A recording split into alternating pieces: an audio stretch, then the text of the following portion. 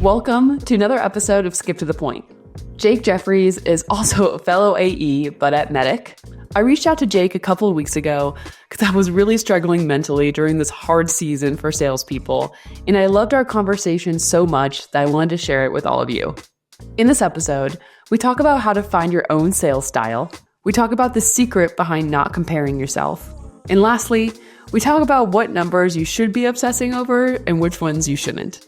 This conversation was special to me because it's a very vulnerable conversation I have with Jake, just from one AE to another and the common struggles that we go through. And with that, let's skip to the point. Jake, welcome to the podcast. Hey, Alex.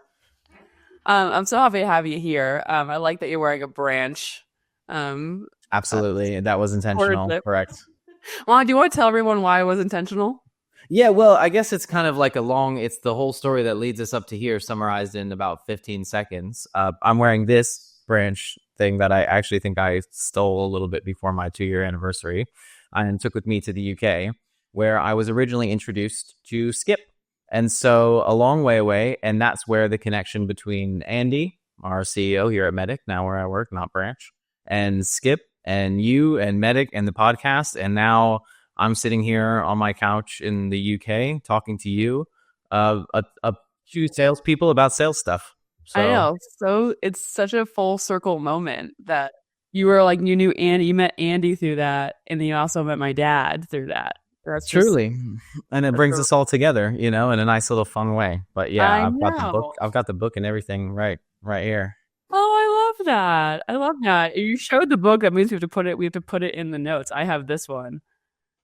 Nice. Oh yeah, looks like I don't know. Maybe I got a second or second edition. Yeah, it was kind of funny. I mean, I'm actually really happy I still have this. If you turn to the acknowledgments, we're always in there. Oh yeah, so it's kind of cool. And that one, I don't know if that's second edition, but the first edition was when the year I was born. And so it says, "To my newly born twin daughters, follow your dreams, do come true." Yeah. Wow. Yeah. So I'm happy, always happy I still have that written word that's not going anywhere. Yeah. So. If you're about 12 in this one, it's like to my daughters who are an absolute pain and absolute agony to me on a daily and weekly basis. So I guess it just depends on how long the next one took to come out. Yeah. There's I think we're teenagers, so it tracks. Yeah. There you go. So the reason I reached out to you because this is January. I'm in the financial industry and fintech. And obviously this is a really hard month for AEs. And I reached out to Andy saying that, look, I'm having a really hard time. I don't know if you have any advice for me, but I'm mentally really, really struggling. It's honestly, this could be a vulnerable conversation.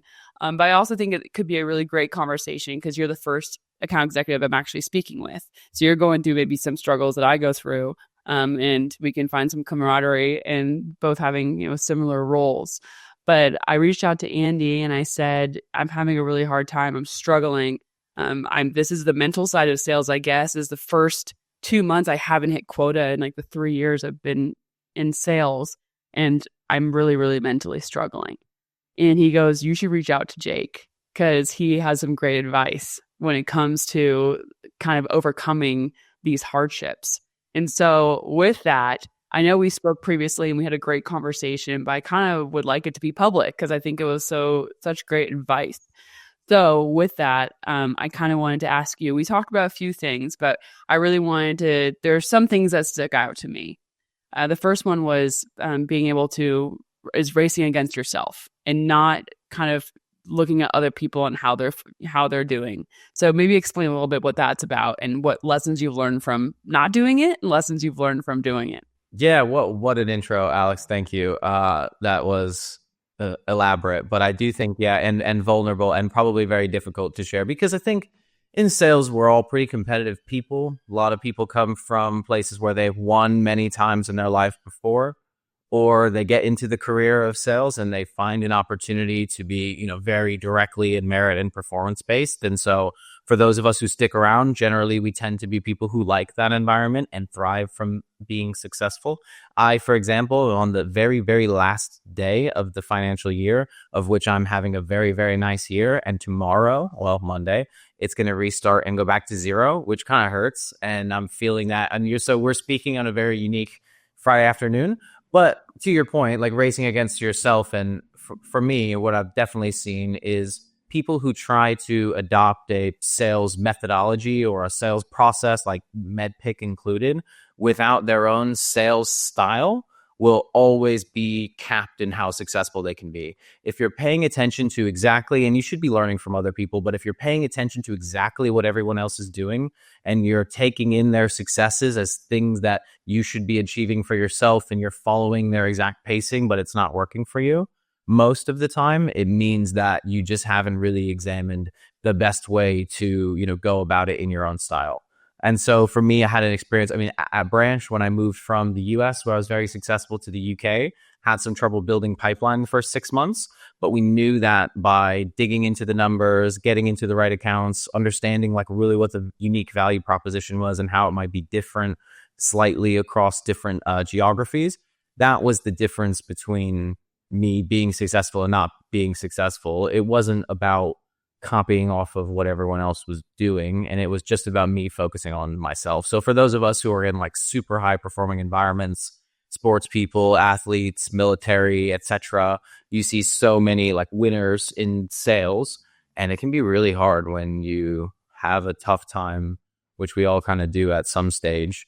And if you pay attention to what other people are doing, it's going to drive you crazy, and you're never going to get better. You're just going to kind of collect random moves, but you're never going to be able to piece them together in your own style. So that Was there really a matters. moment for you where you're like, I need to stop comparing myself? I would say yes. Well, one big moment, at least, is when I was at Multiverse, previous company. There was definitely a really strong sense of high achievement. And so in the early days, you have to do the really hard yards of generating pipeline, getting access to real senior people within the organization. And there were people who were doing it so successfully in ways that seemed like nearly impossible, cold calling CEOs, COOs, and booking meetings with them for the next day and getting, this. It was a really impressive environment of people who, and then off the or out of the office, they're doing marathons, and they're achieving other things, running successful side businesses. It was a really cool environment for that reason, because there were lots of different types of people who were really successful. But when you're not doing that well early on, it can feel like you're absolutely on your own. And so for me, I considered whether or not I had a future there. And I said to myself, if I was really successful and I was doing really well right now, would I feel the same way? And the answer was probably not.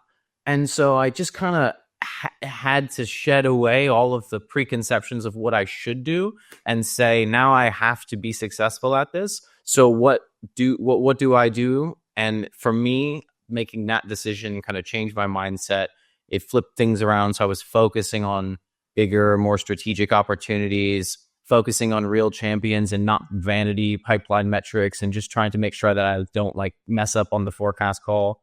And by doing that, it just allowed me to really step into my own style, and ultimately was very successful there in the end, because we found the right groove and spent enough time kind of doing the hard stuff. So there was a moment pretty early on, I'd say that's probably January from 3 years ago, that was a big shift for me. I want to dive into the sales style, because I think a lot of people, we are in a world right now where having sales gurus and seeing how other people sell is, it's plenty. We go on LinkedIn and we can get like 10 different sales methodologies in 2 minutes of what people say you should do on cold calls. And they could be like back-to-back different ways of how you can cold call. And so I'm curious how you found your sales style. Did you took some things and saw if they worked for you, but then how did you stay true to that sales style when there's so many different people saying, no, this is what you should do. No, you should be doing it like this.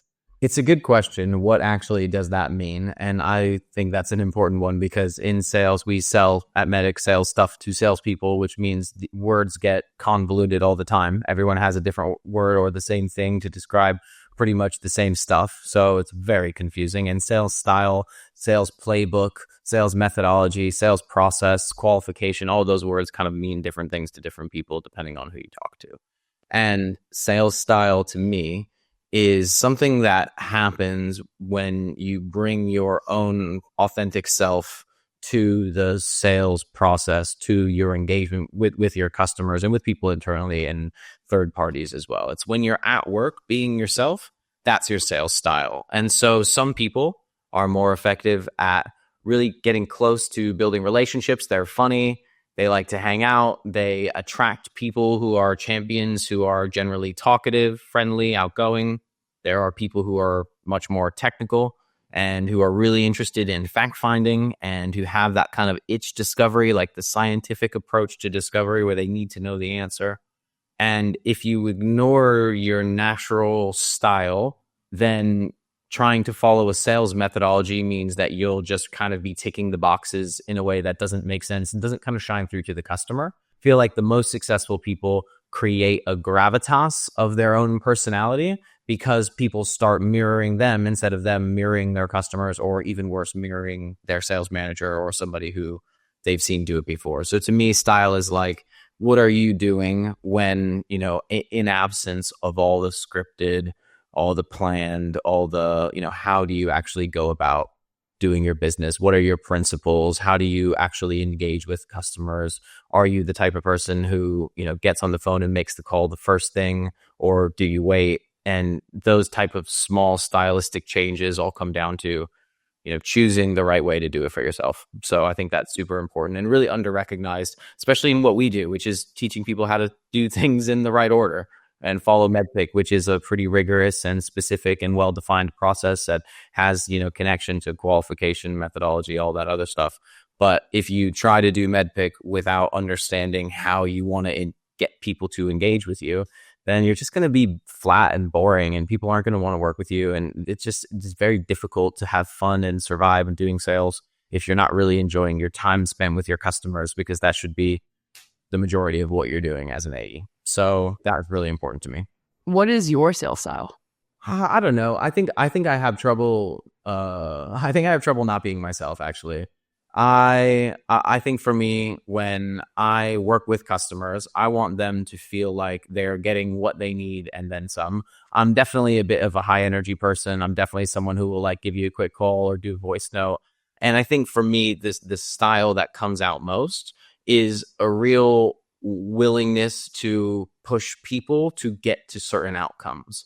And so I think the champions who work really well with me are people who we agree early on that this is the outcome that we want to drive. I'm not just doing this for fun. I do love sales, but I'm at work myself. A lot of our buyers forget. And then they can understand that we're now kind of on the team. And if you wanted to buy our thing and it would be better for you for whatever reason, that's what makes them a champion, then we can now push ourselves to get that objective done. For me, what drives me is the type of deals that have a PR release, the type of deals that you see posted by the CEO of a large enterprise organization, like those type of things, achieving large scale things when it comes to doing this kind of business or growing a company, winning major customers, like that kind of stuff drives me. And so the result is more important to me than, being nice and having fun, but I also like to have a little laugh and I can't be that serious. I'm not very, just a goofball, just a goofy guy. I'm a bit of a silly goose. That's correct. Yeah. When it comes to, you said that you're good at pushing people to the next step. This is actually something that I don't have naturally, and I really, really want to get it. But right now, because my first time being an AE, I'm having a really hard time being like, no, so this is what we're going to do. I'm like, so we can do this if you want. And I'm having a really hard time, just being confident and being like, this is the next step. I think the first thing is, and this is a hard skill to develop, and it works differently for different people have different levels of success in different places because of this natural passion they have for the industry, the type of the solution that they're selling, but just a pure belief in what I'm selling is going to help this person. And by them buying it and paying our company and paying us commission, they're going to be better off because now they have what they need to solve their problem. And so by me asking them, do you feel like this is going to be a winner for you?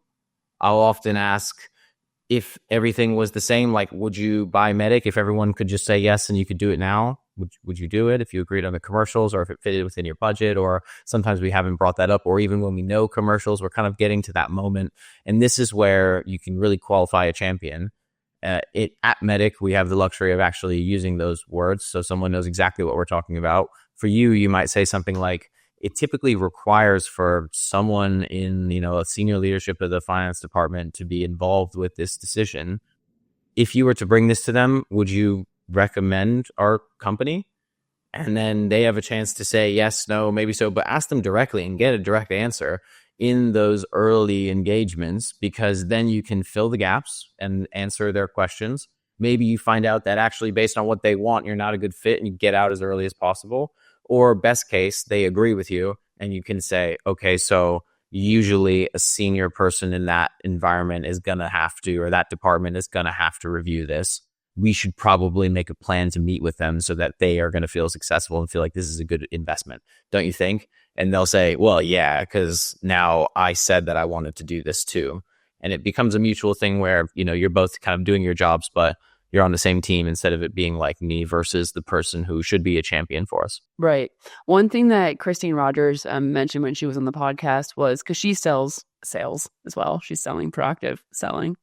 And she said something that was really great to get the decision maker in the room. She said, we know that, Jake is going to have some different outcomes. And we definitely want to hear that, our solution can fit in with those outcomes as well. There might be some things that we don't know yet about what Jake is looking for in a solution like this. So I just want to make sure that everyone's on the same page. Yeah. And that's like back to the being more scientific and genuinely searching for the truth. If we are not a good fit, if the experiment is a failure, it's okay, because now we know and we know why, and then we can identify it earlier, or we don't have to go and repeat the study because we've got the results. And so now we know what the right ingredients are, and we can help to be more successful even for our customers. And that's where, asking someone to take a next step with you is a confirmation that they're kind of still on this journey. I also, to help people kind of feel more confident in next steps, I'll also kind of put a gate on stuff and say, okay, so after this meeting, typically we'll have 2 more meetings. One of them is to do this. The other one is probably to bring in this person or to review this part of the solution. After this 3rd meeting, it's a good time to decide, do we want to start making a proposal? Do we want to start building out the project? Or are we going to, shake hands and move on as friends? And I'll say something like that, and people will almost always say, okay, makes sense. If they disagree with me on agreeing to have 3 meetings, I can't imagine I've ever closed one of those deals, maybe, but I can imagine the win rate is significantly lower, and we'll probably have the 2nd meeting still. Like, sure, I won't turn them down, but at the end of the day, like, giving people that opportunity to say, we're not going to do this forever. I'm not going to chase you around forever. You're going to get a chance to say no, but you have to see what I'm talking about first, because you told me that this is a significant problem. We made it past the 1st meeting. So we're going to do 2 more, and this is the step. And then you give them the opportunity to make a decision. So I think allowing people, and this is like classic sales lore, get to the know type stuff, but giving people the opportunity to like check in. This is like your summarized bridge pull. Yeah, my dad always say, stay away from maybe land. Like, and it's funny because I think Andy has a similar like qualify out, and it's such like a like thing that we always say. It's like a little like catchphrase that everyone always says, but it actually is one of the hardest things to do, because you want the sale so bad. You're like trying so hard. It's like it's like a relationship we're trying to make work. You're like, I want this to work out so bad, put in so much effort into doing this. And you have to stop, and you have to pretend like you have as much pipeline as possible, or actually have as much pipeline as possible. When you're doing really well, you always do better, because you're kind of willing to walk away from engagements that don't feel right. And that usually either changes the tone, or they go away and you don't have to worry about them. I find that to be like, pretending like I always have a really full pipeline is one of the best things you can do, just to make sure that you're always focused on the right stuff. And like, oh, I love that. Pretend yeah. you would. Yeah, even it might manifest it for me. Who knows? You should do. But if you don't, pretend like you do, because if you are focusing on bad deals and you want pipeline for the sake of having pipeline, you're already on your way to failure. You're choosing bad deals, and you're on your way to a low close rate and a lot of hassle and a lot of nonsense for the sake of reporting that you've got some pipeline. And if you've got none, then move on. That was a mic drop. That was a nugget. There you go. The last thing I do want to speak about, because I do think this is equally as important, especially with me. I'm like not a numbers gal, just not. I took like 11 math classes in college, didn't fail any of them, but I had to start from like zero. I'm just not a math girly. And I think one of the hardest things that I've had to struggle with was understanding numbers, like understanding the numbers, knowing your numbers, but not obsessing over it, but understanding what those numbers mean and just knowing in the back of your head always and being confident in those are the correct numbers. So I'm curious what you have found success in, just not obsessing over numbers, but knowing them, and having to understand data. I kind of am obsessed with numbers. I think I'm not good at math either. I'm actually very simple brained. It's astonishing actually sometimes to me, even We're not really how. helping the stereotype of salespeople at this moment, but Yeah, we were talking before the podcast and saying that it's really unfortunate that we're all just kind of dumb jocks for the most part. But I also don't play any sports, so guess it doesn't really matter. The numbers that the most important thing, in my opinion, with finding out how to evaluate your performance happens before you start calculating the numbers. It happens in the strategy of what are the leading indicators, the inputs, the stuff that I do that leads to the right outcome for me. And if I can put together the different parts of that process and identify the key measurable points or opportunities, at least for me to measure something, then I can turn around and apply that exact same thing to everybody else in my company or everybody else that has been in my role before, because I can use all that same data to calculate what's working for them. And then I can see what does good look like. And by my original take, it's having your own set of first principles. So oftentimes I will very manually, my bosses have all told me they don't like that I spend time on this, but I really like it because it helps me to prepare, every opportunity.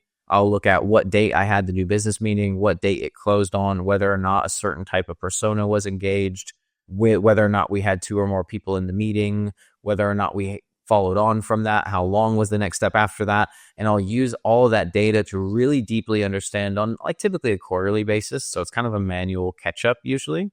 But I know my conversion rate from new business meeting through to the average size deal that I'm going to win on a month by month, quarter by quarter basis. And so when I'm in the middle of the summer and I'm having the European Summer Challenge, I can fall back on knowing that the pipeline that I'm building for that time period is going to reap huge rewards for me in December. And I need to keep my mindset clear. And in the months of December, when I'm rolling in pipeline and we have to get everything done before January's sales kickoff season, then I know what level I need to hit so that at the end of January, I'm going to have an enormous finish to the year. And so I can work backwards on all types of stuff, but choosing what numbers I track is really, really, really important. So it's going to be different for everybody, but in general, I would say it's starting at where do I get involved in the engagement? How many opportunities do I have? How many of those conversations convert to a second, third, fourth conversation?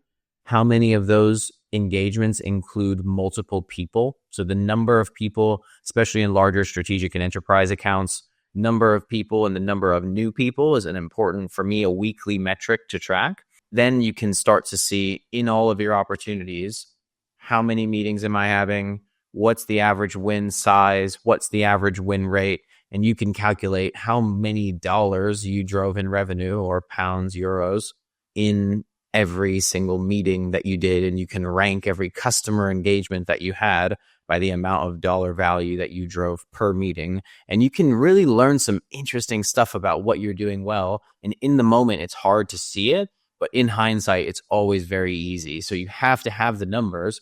If you don't track them as you go, you lose track of them. If you don't have an automated dashboard way to do it, I would say in like a quarterly basis, come up with your own sales velocity. I've talked at length on multiple other like MEDDICC podcasts as well about how we use sales velocity data to target the right customers. I think it also applies very much to your territory. So having some level of scientific, it doesn't have to, I think the fact that it's numbers kind of intimidates us less math inclined, us left-handed people. But just knowing what's the conversion rate, how many meetings do I need to make the money is like really all I'm doing in terms of calculation. So that's, primate level math. Yeah, it's literally like me want money, me have 100 meetings, and that's how I work backwards to figuring out how much I can make. So I know that, I mean, so it makes sense. I like that a lot. Me making me how many opportunities do I need to make money? How many meetings do I have to make money? Simple as that. Simple as that. Any final thoughts? Everyone just have fun. Selling is easy. Selling is fun. It's a good time. It's never hard. It's never stressful. So don't worry about it, and everyone just have the best time ever. Like, honestly, I know that that's kind of a silly thing to say, and it's so rhetorical that people just laugh at it. But I honestly mean it. Just have fun doing it, and it'll be so much better. Use the numbers to avoid the despair of your own like gut feeling about everything, and focus on, what you can do to make yourself better, or get a different job and just do something else if you want. Like, that's fine too. So that's my take. I love that. Your hot take. Love it. Well, thanks so Yeah. much. I really appreciate you being Yeah, on. of course.